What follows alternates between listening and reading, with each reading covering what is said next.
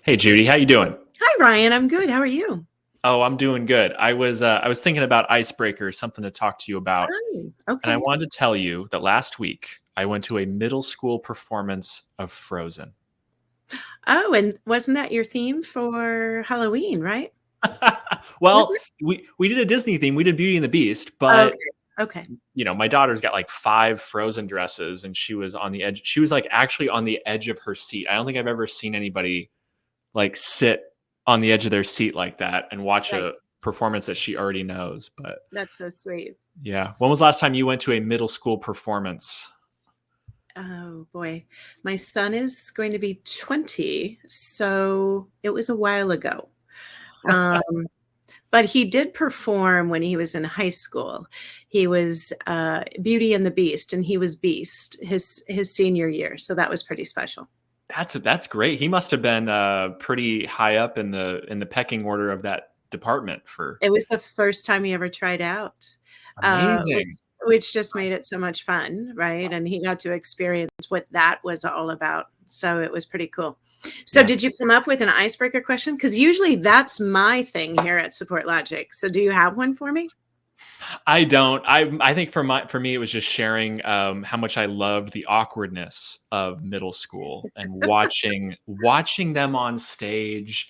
Someone would be brilliant for like 10 minutes and then they would like have a problem with their costume and Yeah, start picking at it in front of yeah, everybody. And it's just yeah. brilliant. So, Got but it. do you have a good question? I do, I think. I, Okay. I I walk around with these in my brain, and Yeah. I use them frequently. So I could do two. I have two in mind for you. Let me narrow this down. Okay, because you're in marketing. Okay. If you had to spend the rest of your life in one of these two states, saying everything that was on your mind or never uttering another word, which would you choose?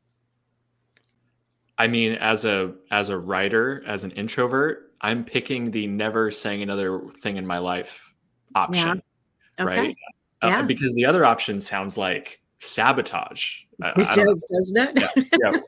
yeah, Could you imagine if you just literally wasn't there a movie Jim Carrey did that where he yeah, just spit out everything that was like there? yeah. Yeah. So okay, that's a good one for you. That's great. That's really good. Yeah, So it's funny. We're getting we're getting to the end of the year, right?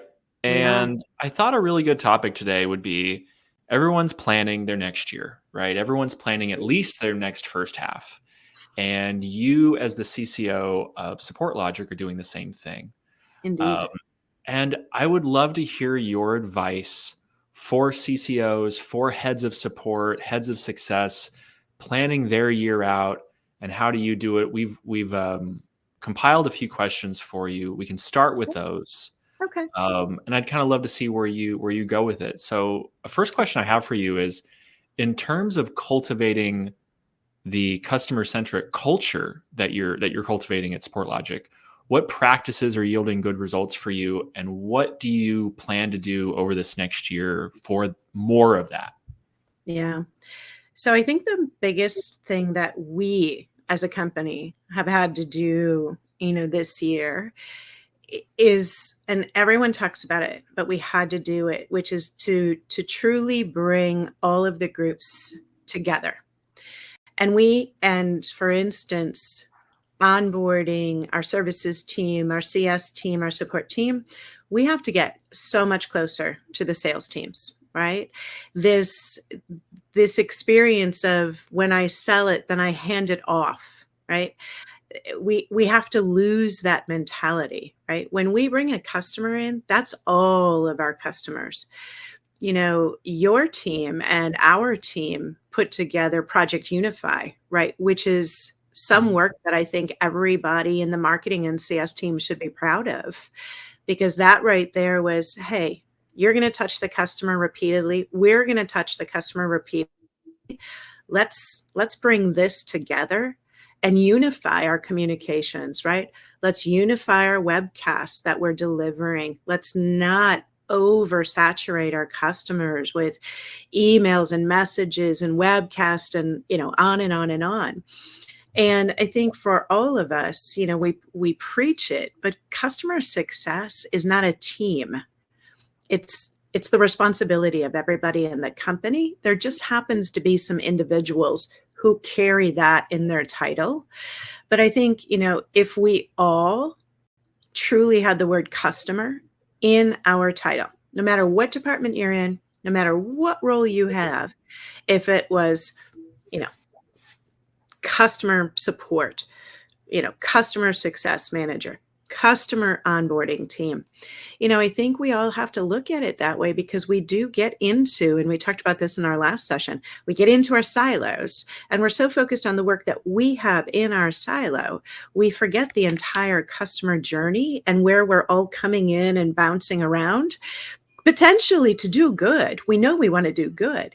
And yet we can hurt each other in that process, and then we can frustrate our customers. So for me, really our focus, getting closer to our sales team, a lot closer to our sales team, being involved when we do deal reviews. Is this the right customer? Is this the right solution? And then I'm so proud of the relationship that we have with our new Chief Product Officer, Karan. He just did his roadmap session. Mm-hmm. And we are joined at the hip with that team in a way we never have before. But part of what we had to do to make that joining happen was the data and the insights. And so he's not flying blind. He sees from the customers what's important. It's not just us making noise in his world. It's us showing him and pointing to, this is the percentage of customers who will be impacted if you make this change in the product. So it again goes back to knocking down those walls, or as we said, bending the walls or the silos, but really getting that focus on the customer in the right way at the right time. It just makes it feel more natural. And I think that's so important for all of us. That's awesome. It reminds me, I think such an important part of your strategy is that you're starting from an end state, right? Especially with Project Unify. Yeah. You've got this idea of, we want to communicate to a person who's a prospect. We want to communicate to a person who's a customer in only a certain amount. So we need all these groups to act like one company, right? We can't have marketing communicating in one way and then continuing their treadmill while someone becomes a customer. And now they've got two going. Now we're over communicating. Right. So that's what's such a great part of that, is that I feel like you've started from that end state of like, what's the ideal communication that we put out, and that fully integrated version. Absolutely. That's so cool. So another question I wanted to ask you about,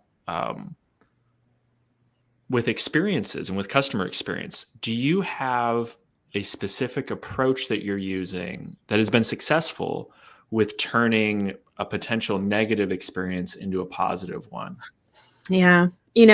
Some of the best experiences can be the negative experiences, because it allows you, whether you're in success, support, product, it allows you to shine. Your metal is tested, during the times of fire, right? Mm-hmm. So how you show up when there's something that's not going well can actually win a customer's heart over more. I had a very recent experience. I was helping my parents do something with technology, and I was flabbergasted. I spent close to 12 hours on the phone with a tech provider trying to help my parents through this issue. And every time I would call in, the notes weren't in the system. There was no record of these long conversations that had occurred, right? And of course, being in my role, I'm just like flabbergasted, right? Because I think the worst person to seek customer support is a customer support person, because in our head, we know how this should go and we know the tools they're probably using and stuff. But I have to tell you, I was so frustrated. And some of the texts that my dad and I were exchanging about this situation were just, not fit for anybody to see, because it was so bad. But this one individual came through, because I was even threatening to remove my service. I was like, if this is what happens, I don't want to be your customer. And this one individual came through. I know her name. I will always remember her name, probably. The way she handled it the way she reinforced what she was going to do for me. She held to her word. I was going to get a call back in X minutes, et cetera, et cetera. And she was at the very end of a long and frustrating journey.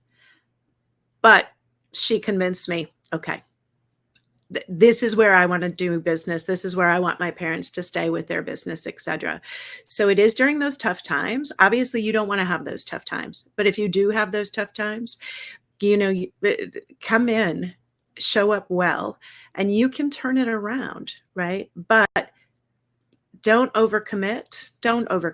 And don't commit to things you can't honestly make the call for. I can't commit to making a product change, as an example. What I can commit to doing is advocating for a customer, and I can commit to talking to, our product officer, and I can commit to getting back to the customer on the results of that conversation. But too many people, I think, overcommit in those crisis situations, and then you end up making the problem significantly worse. You're bringing up a really important nuance to something that I learned in school, and it's this concept of decision rights, where you want to empower people with decision rights. You want to give your employee base the ability to make those differences. But I think a really important distinction that you are making is that it's not just decision rights for decision rights' sake. That commit of what they're committing to is a huge piece of that I think gets overlooked, right? Absolutely. You're giving some decision rights, they're going to commit to things, and they could potentially be setting up the company for failure or that department for failure. That's a really interesting thing that I hadn't thought of before, but it seems very crucial. That's funny. It is. Your point on support. I have a funny confession. I have spent many years writing technical documentation. I don't like reading a company's technical documentation. So I have a problem with my MacBook, and I went on the Apple site, and I just want to bring it to a Genius bar. But before I do, they want to send me through the hoops of trying to solve it myself, and I am allergic to going down their documentation. I'm like, I can't do it. I don't know what it is. Yeah, no, I get it. And, we've talked about this a lot in the support industry. Most of us don't want to seek support. We don't, right? And where will you go first? Google is my best friend. I will Google for anything these days. And when the results come up, I look for like the shortest snippet. Oh, this one's only going to take 10 minutes. That one's going to take 25 minutes. I'll go with the 10-minute one, right? Maybe I can find it there. But we do have to create for so many generations. Right now, there's more generations in the workforce than there ever has been. And we have to create for each of those generations. And we have to know, you're not going to know every single human. Some may, be a certain generation, but actually function like a different. We learned that yesterday. We took a little test, how do you communicate in the workplace? But, we have to absolutely meet the customers where they are in the manner that works best for them. And that's possible today. And we all have to recognize how possible it is, as opposed to being resistant to it, because it actually makes it more fun and more interesting, when you're trying different ways to engage your customers. But I think, again, design for them. Don't design for us and what makes our life easy. Design for the customer experience and then back into your processes and things. That's so important. And, one piece I want to mention, I think especially when people are still in that crisis situation or in, these roles that are kind of tough with the customers, all I've ever asked for my team, did you do your best?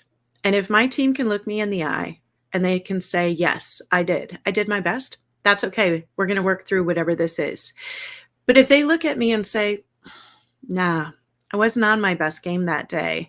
I could have done this. I could have done that. I could have, prepped more for an outcome review, things like that.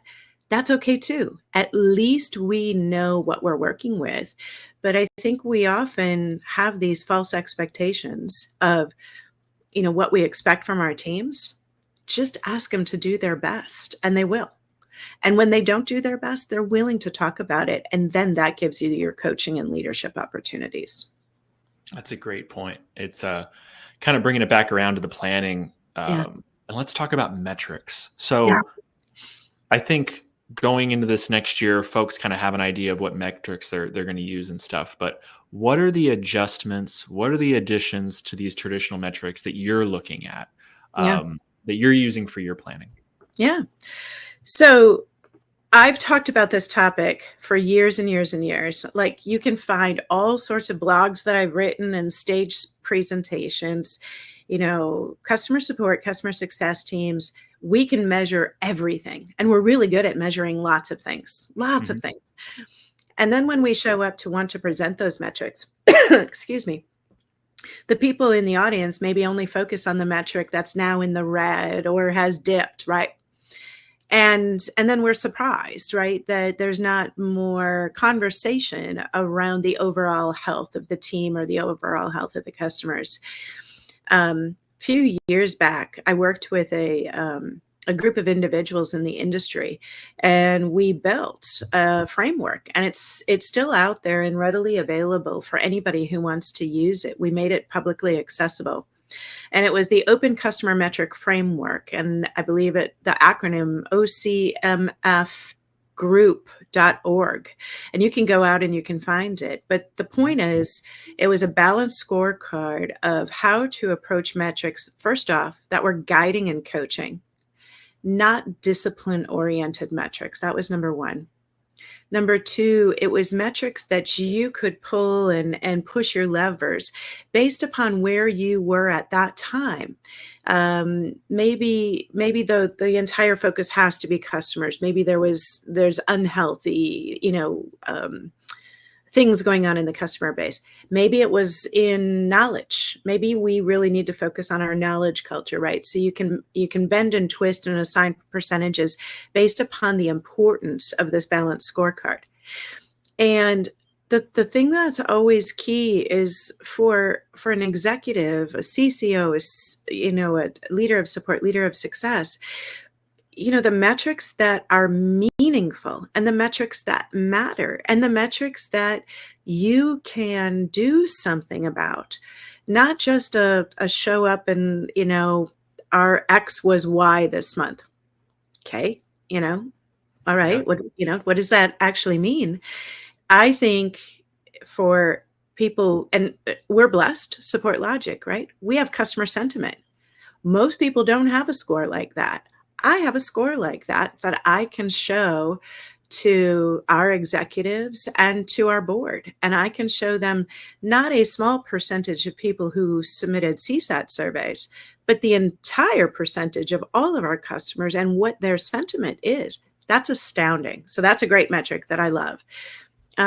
We show product engagement score. How engaged are our customers with our product month over month over month? And if that's not an indicator, right, of why did our product engagement score go down, right? What's happening? So again, it's the things that we can influence that are important. And they're the ones that as executives, we all wish, the other executives in the organization would care about and look at, because they're not false metrics. That's the other thing, and you see it today on LinkedIn. NPS is just getting knocked everywhere, right? And it's a beautiful metric for what it was built to do. But we all know a lot of companies, it's a vanity metric. Are you really going to do something with that NPS, which is a hypothetical number anyway? Because you're hypothetically asking, would you recommend us? I could say yes to that, but the real action is, did I recommend you? Will I take a call to recommend you and be a reference for you? That's your action. Otherwise, it's a hypothetical metric that really, I'm not sure we should hang our hat on so much. And I love how you're using technology to start to capture the whole customer base. That seems to make a lot of sense, because you're right. Part of that old way is we're going to get 5%, 6%, 10%, whether it's NPS or CSAT. Now with technology, there's the ability to capture the whole customer base and see everybody. How's everybody doing? And then back to your second point of, if we're not doing something about this, which is a whole endeavor of its own, well, let's at least measure the whole thing, right? So that makes a lot of sense. That's cool. Judi, thanks for taking this time with me. I hope this has been helpful to folks who are planning their next year, and I can't wait to see you in 2 weeks. Absolutely. And reach out if you have questions on anything we discussed or want to talk about metrics. I'm happy to do that with anybody who's listening. Yeah. Come on, join us. All right. Thanks a lot. Indeed. Thanks. Bye. Bye.